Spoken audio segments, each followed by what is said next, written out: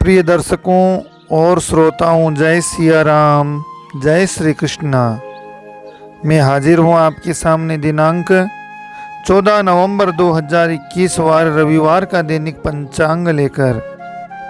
दैनिक पंचांग में आप रोज सुनते हैं तिथि, वार, योग, नक्षत्र, करण, भद्रा, दिशाशूल, व्रत, पर्व, त्योहार और चौगड़िया मुहूर्त की विशेष जानकारियाँ। मुझे उम्मीद है दैनिक पंचांग सुनने से आपको किसी न किसी रूप में जरूर ही लाभ प्राप्त होगा। अब आइए आज का पंचांग शुरू करते हैं। सबसे पहले भारतीय संवत को जाने। विक्रम संवत 2078 का, शक संवत 1943 का, हिजरी संवत 1443 का।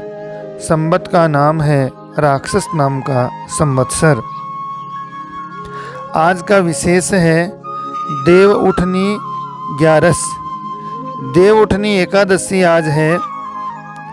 विशेष महात्म्य है देव उठनी एकादशी का।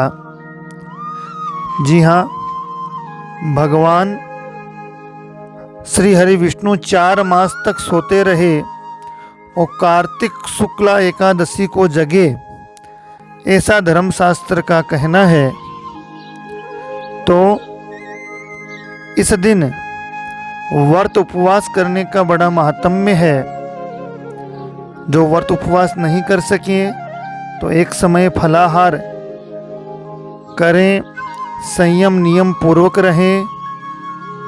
यदि ऐसा भी न कर सकें तो एकादशी को भगवान नाम का जप कीर्तन अवश्य करें। विशेष महिमा है इसकी। कार्तिक शुक्ला एकादशी को भगवत प्रीति के लिए पूजा पाठ, व्रत, उपवास आदि किया जाता है। इस तिथि को रात्रि जागरण का विशेष महत्व है। भगवान श्री हरि विष्णु की पूजा करके घंटा, शंख, मृदंग आदि वाद्य, मांगलिक ध्वनि आदि से भगवान को जगाने की प्रार्थना करते हैं। उत्तिष्ठोत्तिष्ठ गोविंद त्यज निद्रा जगतपते त्वयि सुप्ते जगन्नाथ जगत सुप्तम भवेदिदम। भगवान की आरती करें, पुष्पांजलि अर्पण करें। इस प्रकार से देव उठनी एकादशी का बड़ा महात्म्य है। आज स्वयं सिद्ध अबूझ मुहूर्त है। सूर्य भगवान दक्षिणायन में चल रहे हैं। इस समय सूर्य उदय का समय सुबह 6:50 है। सूर्यास्त का समय सायंकाल 5:33 है। ऋतु हेमंत ऋतु इस समय चल रही है। चंद्रमा आज कुंभ राशि में रहेंगे सुबह 10:08 तक। बाद में चंद्रमा मीन राशि में है। आज चंद्रमा जिन राशियों को शुभ है वे हैं राशि मेष, वृषभ, सिंह, कन्या, धनु, कुंभ के जातकों को चंद्रमा शुभ रहेगा। भारतीय महीना कार्तिक महीना, पक्ष शुक्ल पक्ष, तिथि आज एकादशी है। 11 नक्षत्र पूर्वा भाद्रपद नक्षत्र सायंकाल 4:28 तक। बाद में उत्तरा भाद्रपद नक्षत्र है। योग है हर्षण योग। करण वणिज और विष्टि नाम के करण आज रहेंगे। दिशाशूल पश्चिम दिशा में आज चंद्रमा भी पश्चिम में है। जी हाँ, दिशाशूल चंद्रमा का विचार करके ही यात्राएं करते हैं हम। जब कोई विशेष यात्राएं का प्रसंग बनता है तो दिशाशूल पीठ पर और बायां शुभ है। चंद्रमा सामने और दाहिना शुभ है। बाएं में चंद्रमा ठीक नहीं और पीठ पीछे का भी शुभ नहीं होता है। आज भद्रा सायंकाल 6:08 तक भद्रा रहेगी। आज की भद्रा भूमि लोक की है, नेष्ट है, उत्तर दिशा की है।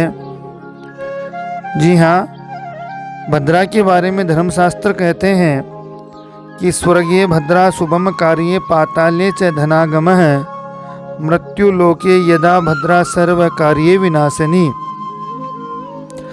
आज पंचक भी हैं।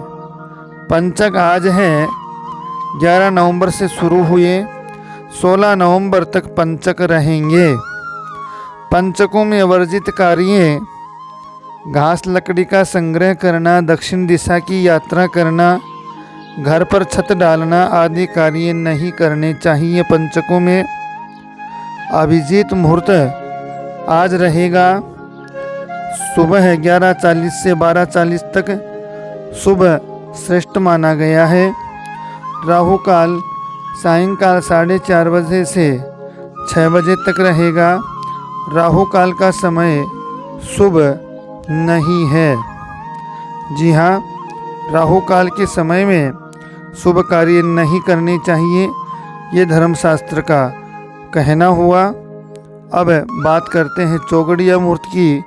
सुबह है सूर्योदय से 8:09 तक उद्योग का, 8:09 से 12:10 तक चरण लाभ अमृत का, 12:10 से 1:31 तक काल का, 1:31 से 2:51 तक शुभ का, 2:51 से सायंकाल 5:30 बजे तक रोग और उद्योग का चौगड़िया है।